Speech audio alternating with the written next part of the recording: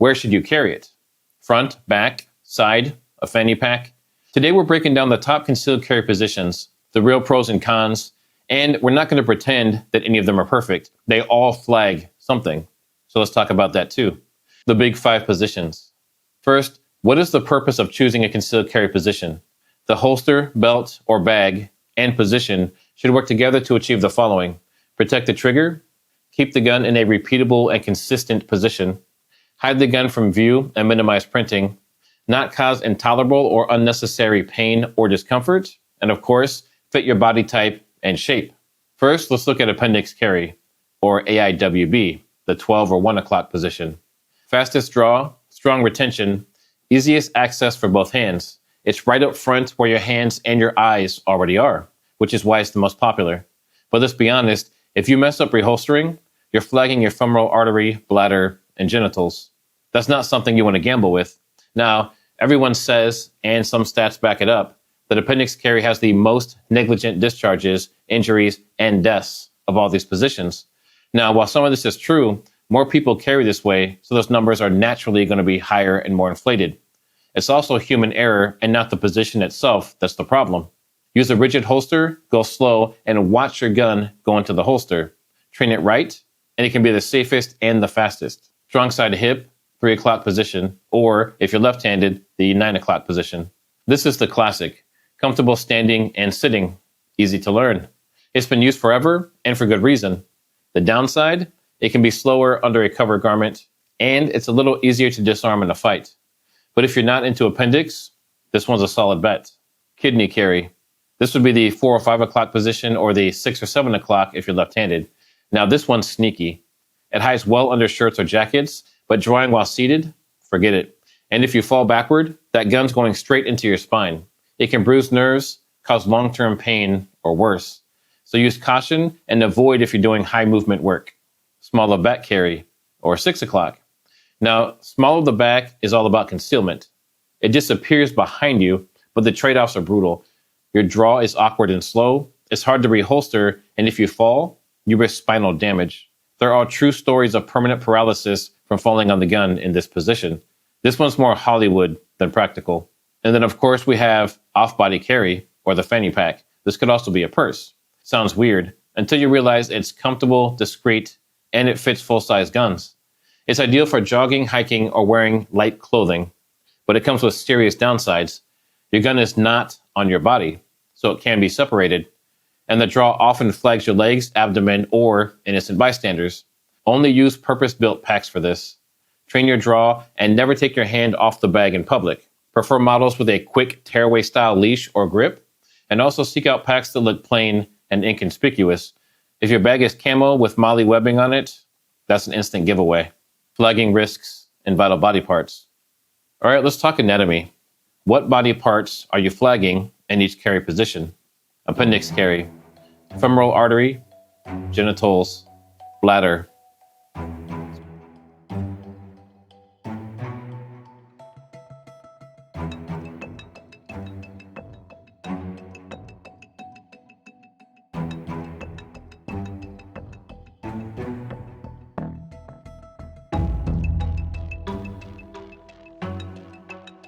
Strong side hip, femoral artery, outer thigh or foot.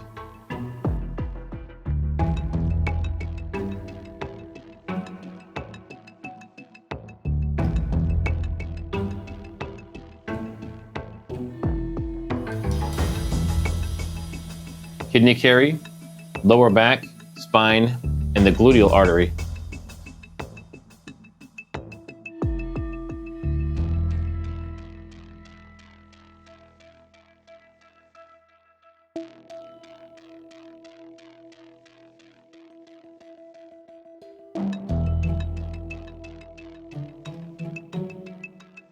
Small of the back, spine and kidneys.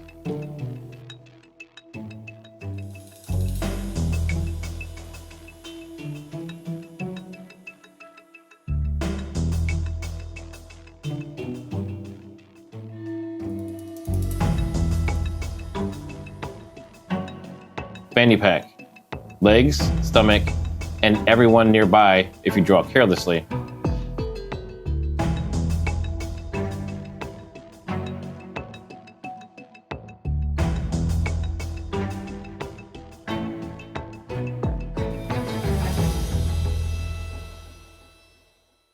So the bottom line is every position flags something. Your training, holster, and muzzle awareness are what keep you safe. Carry position statistics. According to a 2022 survey from USCCA and also other data from the CDC, about 35% of carriers use appendix carry. 32% use strong side hip. 18% go kidney carry, and about 7% use off-body or some other type of method.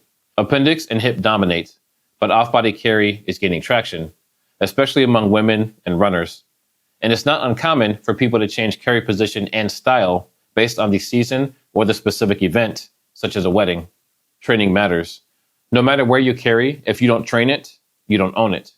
You should practice drawing from concealment, dry fire reps of everything, reholstering with control, movement, and retention drills.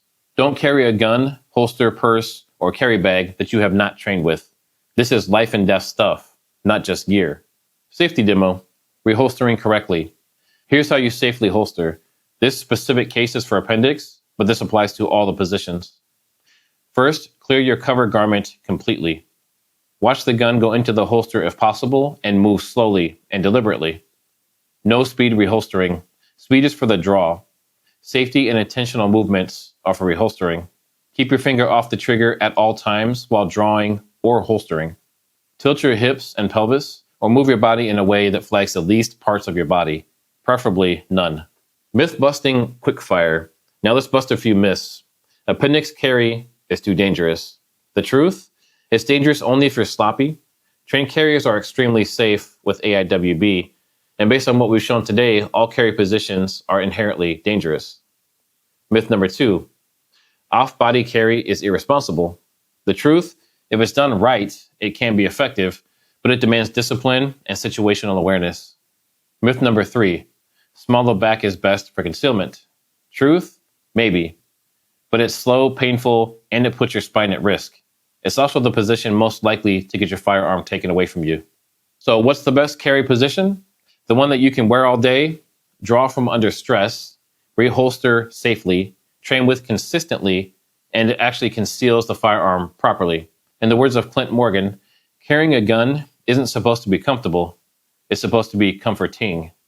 A quality holster with modern engineering, as well as the position that works for you, can certainly help make it more bearable and more safe. Hit that like button and subscribe if this helped you. Drop a comment with your carry position and why you chose it. Help others learn from what you figured out. Check out these other videos to keep on learning, and I'll see you on the next one.